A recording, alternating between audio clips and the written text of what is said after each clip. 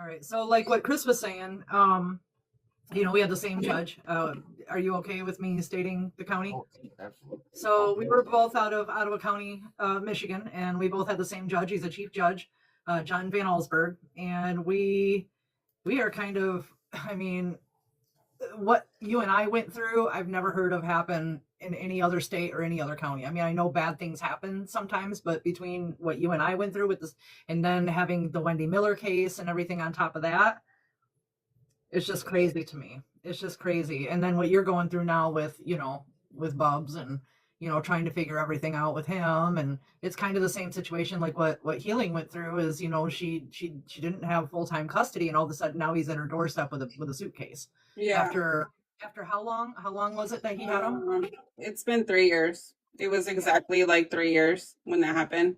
So it's right around 3 years. Your whole life upside down, and then everything changes all of a sudden.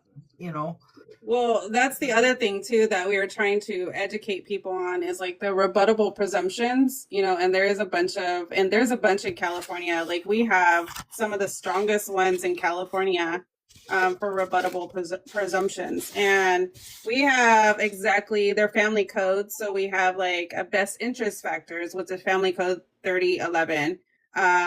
And that's just so you can submit your evidence saying you're not guilty and you didn't do this and all the other stuff. And that's how I basically won my case. Because I went in there and I said, look, I'm submitting my rebuttable presumption. I did not do this, even though I was in criminal court at the time. I went ahead and submitted it to the family courts. And I said, look, I did not do this. Here is my evidence. Here is my rebuttable presumption. Here is all my documentation, even though I am still locked up in the family court. So I'm still locked up in the family courts at this time.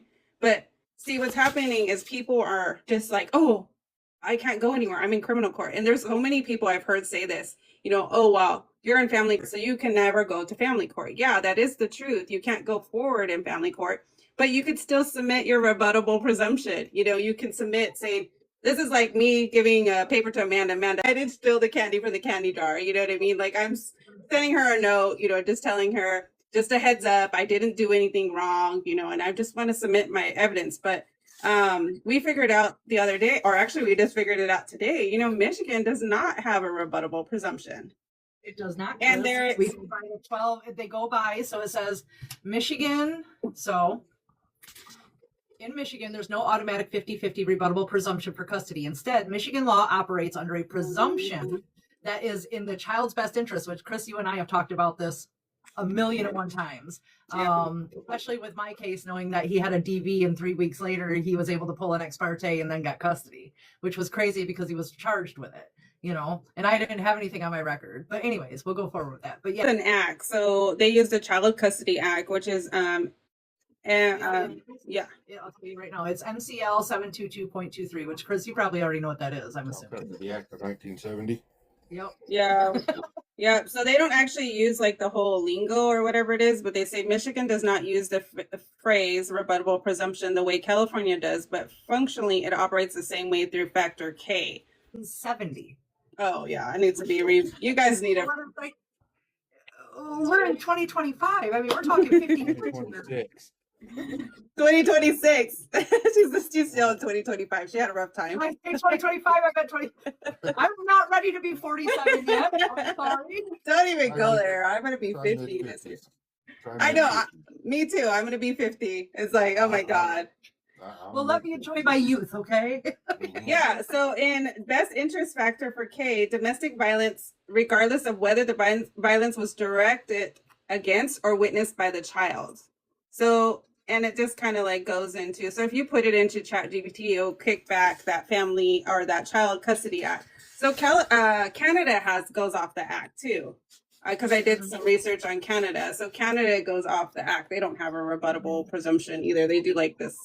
It's off the top of my head. But we were really surprised about that. And I told Amanda, you need to go into that legislation branches and start passing some of those bills. Which, Chris, that's something you and I can start doing. Yeah. I'm willing. I mean, I don't have you know what I do for a living. I mean, I can But do it. if I've got healing, and I know she can walk me through a lot of process. I know she's busy, but she knows how to break it down for me and what I need to do. She's Yeah. gonna teach me. Yeah. And then, kind of break it down for me, and then I know where to go and kind of what to do, and then then I can just kind of present that to you, and then we find a day that you and I just kind of go, and because I know there's a couple House bills in Michigan right now. We got House Bill 5211, and then we've got SB 605 right now in Michigan. Mhm. So I'll send those. To look at, because we were just kind of light bulbing the moment this morning. We're like, what? What? And so it's like, it's because people don't educate themselves on stuff. I'm not saying Amanda didn't, but like we just assumed, hi Iowa mama. We just assumed, but I have in my link tree, there's like a whole link, and I've been talking about the rebuttable presumption, so I moved it to the top. And we were going through the list, and she's like, Veronica, Michigan's not in there. And I'm like, no, it's not. And so we were going state by state, and because I have like a PDF that's in my link tree that shows all the different states that have the rebuttable presumption. And then Amanda goes, oh, hey, what? Like, it was just like, yeah. So we just assumed that it was there. I mean, I will be honest with you. Sometimes I just assume it's there, but I just put it there so people can educate themselves, on the process. So what does when you Michigan get a have chance. that's in correlation with that? The correlation for that is the Child Custody Act? Yeah, Child Custody Act. I sent Amanda everything, just in case if you need it. It says, Michigan DV rebuttable presumption is a governing law is Michigan Child Custody Act, MCL 722.23. Okay. So like Amanda had went over how many best interest factors do you have, Amanda? You said like there was 23 or something. We had covered it. No, there's 12. There's 12 best Okay. interest factors. K is the DV. We got to be careful what we say. The K is the DV of it. Yeah. What was that MCL number? MCL 722.23. It's the 12 best interest of the child factors.